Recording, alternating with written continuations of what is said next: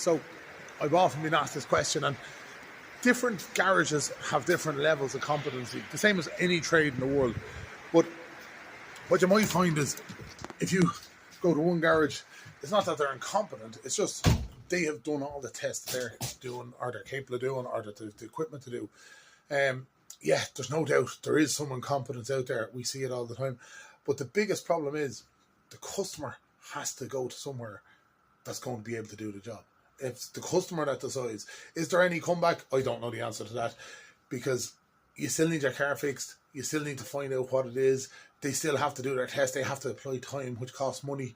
But certainly in relation to that van, there was incompetence. They didn't have the skill set to do it, because we were able to do it with all the same equipment and all the same information, but different technicians. So yes, I would say there's incompetence at that level, but it's very hard to say. Like, it's like going to a GP and you have a problem with your knee.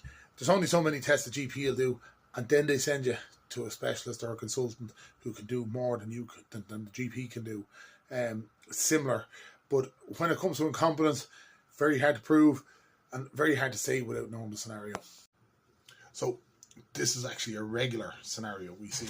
We recently had a van and it came out of a main dealer and they had replaced, and it came with an AdBlue problem. They'd replaced an AdBlue injector, which was never going to fix it, an AdBlue tank, an AdBlue module, and they had done all sorts of stuff, and they've pulled the van apart to find the fault.